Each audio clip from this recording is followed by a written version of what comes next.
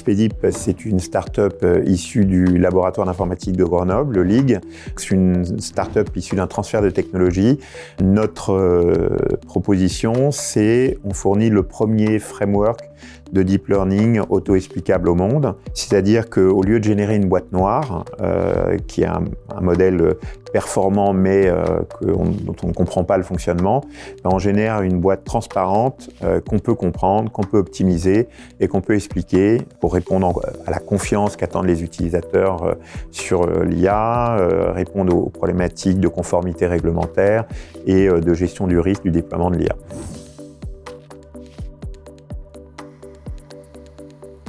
Donc c'est Linxium qui en fait a passé une annonce cherchant un CEO et j'ai répondu, mais je n'étais pas le seul et puis voilà. Et ensuite on a travaillé ensemble pendant un certain nombre de mois, en commençant par la préparation du concours iLab, donc qui est un gros morceau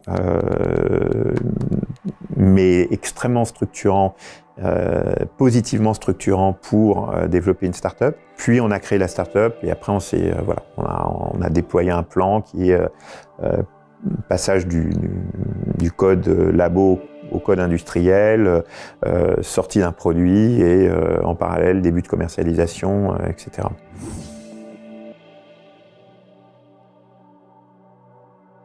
Le fait d'être à Grenoble, je trouve, présente plein d'avantages.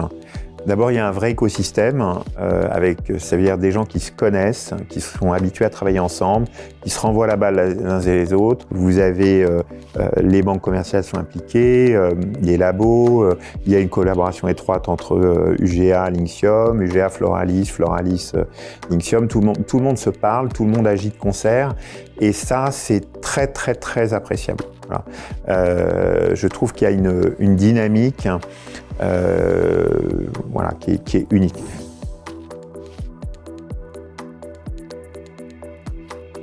Aujourd'hui, être dans l'IA n'est plus, à mon sens, une raison suffisante pour lever de l'argent.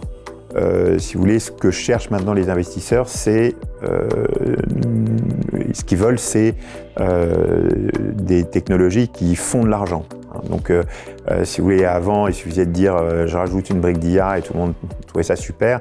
La réalité, c'est est-ce que votre produit, il a un marché?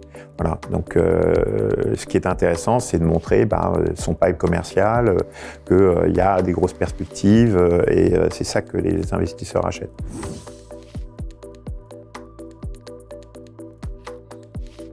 S'il n'y avait pas eu la recherche publique, la tech, elle ne serait jamais sortie. C'est une remise en cause de tellement de choses que ça ne peut être fait que par des gens qui n'ont aucune contrainte dogmatique et économique et je dirais même de résultats. Meta, Google, ils ont essayé. Voilà.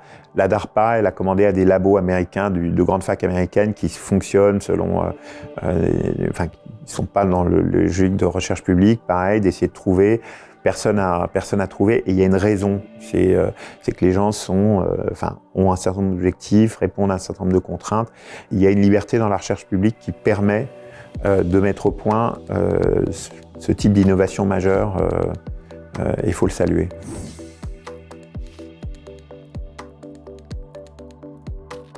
On lit que l'IA va tout, sans arrêt, les gens qui vous prédisent la catastrophe, ça va mettre plein de gens au chômage, etc. Alors oui, il y a quelques fonctions qui sont impactées, quand vous êtes dans la traduction, ça démarre mal, mais restons sereins.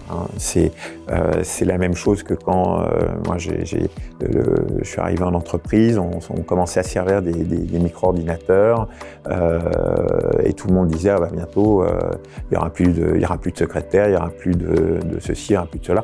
Les gens ils ont fait autre chose et voilà. Bon, ça va ouvrir d'autres métiers, il n'y a pas à avoir peur, au contraire, il faut embrasser. Et on a la chance, nous ici à Grenoble, d'être au cœur de la révolution.